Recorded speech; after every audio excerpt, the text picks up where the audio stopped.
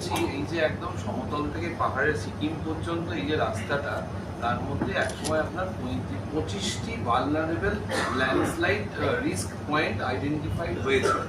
তার জন্য একটা পার্মানেন্ট কোনো সলিউশনের জন্য একটা চিকিৎসাপাতি হয়েছিল। এইরকম ধরনের কোনো পরিকল্পনা যে এই যে ভালনারেবল ল্যান্ডস্লাইড পয়েন্টগুলো 25টি যে রয়েছে, কারণ এটা স্ট্র্যাটেজিক্যালিও খুব ইম্পর্টেন্ট রাস্তা, তাহলে সেই ক্ষেত্রে কি মানে কোনো পরিকল্পনা এরকম রয়েছে? ইতিমধ্যে তো দুবার আমি ওখানে গিয়ে মিটিং করেছি, এখানে সচিবালয়ে একবার মিটিং করেছি। পরিকল্পনা নিচ্ছি, কিন্তু একটা পরিকল্পনা নিতে গেলে ওখানে সয়েল টেস্ট, ডিপিআর বানানো, বরাদ্দ কোনো ফ্যাক্টর নয়। বরাদ্দ আমরা পাহাড়ের ক্ষেত্রে বা উত্তরবঙ্গের ক্ষেত্রে আমাদের অগ্রাধিকার সর্বোচ্চ থাকবে। সেগুলো করতে তো আমাদের একটু সময় লাগবে, কিন্তু আমরা মানুষের যতটা কম ক্ষতি হয়, প্রকৃতি সর্বশক্তিমান সবাই জানে, কিন্তু যতটা কম ক্ষতি হয় সেটা আমরা তার পরিকল্পনা নিয়েছি। আগাম যেগুলো করার দরকার, 2025-এ যে ডিজাস্টার হয়েছিল সেই রকম যাতে বড় কিছু না ঘটে, ব্যাপক প্রাণহানির ঘটনা না ঘটে, মানুষ বাস্তুচ্যুত না হয়, এর জন্য আমরা আগাম কিছু ব্যবস্থা নিয়েছি। এবং আমাদের মানে আর্লি মর্নিং ভোর 5টা 5:30 থেকেই সবাই সক্রিয় ছিল, সক্রিয় আছে, সক্রিয় থাকবে। তাই সরকার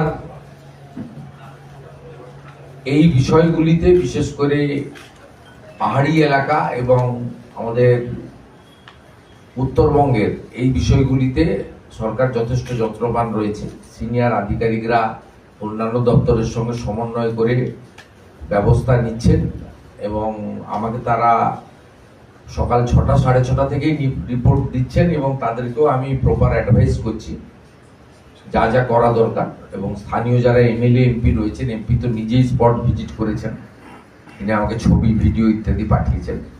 এলাকার বিধায়করাও তাদের মানুষের পাশে থেকে করছে বিষয়টা নিয়ন্ত্রণে। প্রথমত আমাদের হাসিমারা এলাকাতে একটি টি গার্ডেনের বাচ্চার দুঃখজনক মৃত্যু ছাড়া বাকি এমনি কোনো আপনার লস হয়নি, ক্যাজুয়ালিটি হয়নি বা কোনো ইনজুর নেই। আর ম্যাসিভ যে ল্যান্ডস্লাইড বা ইরোশন যেগুলো হয়েছে, এটাও বলবো না একটা জায়গা ছাড়া, বাকি যে ল্যান্ডস্লাইডগুলো হয়েছিল আমরা 5-6 ঘন্টার মধ্যেই নর্মালসিটাকে রেস্টোর করতে পেরেছি, মানে দুপুরবেলা 2-3টের মধ্যে। আমাদের যে ব্রিজটা, দেখুন এই বৃষ্টিতে ব্রিজ চলে যেতে পারে, কারণ ওখানে যেভাবে পাহাড় থেকে স্রোত নামে, এটা অনেক বেশি প্রেসার থাকে, এটা সবাই জানে। টেকনিক্যালি যারা করেন তারাও জানেন এবং যারা আমরা টেকনিক্যাল পার্সন নয় আমরাও জানি, আপনারাও জানেন। কিন্তু 1 বছরের মধ্যে, 1 বছরেরও কম সময়ে, 7-8 মাসের মধ্যে তৈরি হওয়া একটা ব্রিজ পুরো টেনে নিয়ে চলে গেল।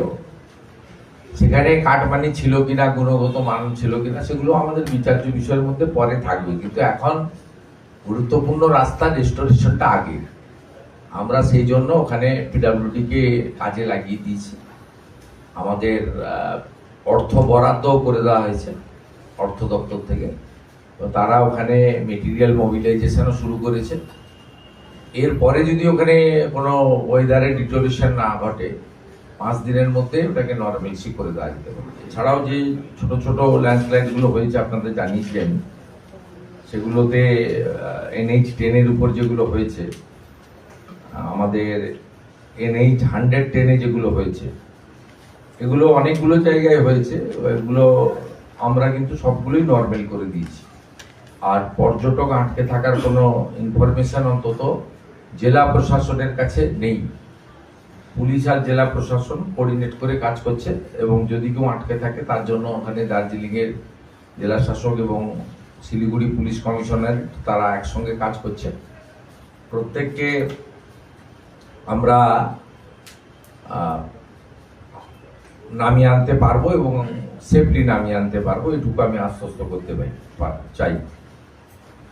আমাদের ডিজাস্টার ম্যানেজমেন্ট সেক্রেটারি একটা বললো, মানে তার ইনফরমেশন আছে, উনি ওই দপ্তরে বেশ কিছুদিন আছেন, যে ইতিমধ্যে একটা landslide alert system development with geological survey of India, GSI, এটা করা হয়েছে। এটা তো টাইম টেকিং হবে, আমরা অর্থ সমস্যা হবে না, আমরা দেখবো প্রায়োরিটি, অনেকটা সময় পেয়ে যাব, কিন্তু আমাদের এই বছরটা সামলাতে হবে। পাহাড়ে সেপ্টেম্বর মাস পর্যন্ত, মানে উইন্টারের আগে পর্যন্ত পাহাড়ে রিস্ক থাকে। এর বাইরে মাননীয় আমাদের হোম সেক্রেটারি রয়েছেন, একটা ইনসিডেন্ট আপনার ঘটেছে এই হাওড়া ডিস্ট্রিক্টে, অ্যাডমিনিস্ট্রেটিভ ডিস্ট্রিক্ট, পুলিশ ডিস্ট্রিক্ট হচ্ছে হাওড়া রুরাল। ওখানে একটা ইনসিডেন্ট ঘটেছে আমাদের ভিলেজ মাটুল বাগনান এলাকাতে। সেখানে একটা ইনসিডেন্ট ঘটেছিল এবং সেই ইনসিডেন্টে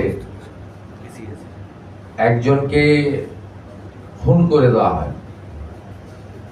তিনি ভারতীয় জনতা পার্টির সমর্থক ছিলেন এবং এই ঘটনাটা ঘটেছে ওখানে একজন উপপ্রধান রয়েছেন গ্রাম পঞ্চায়েতে, তার নাম হচ্ছে মফিজুল ইসলাম খান।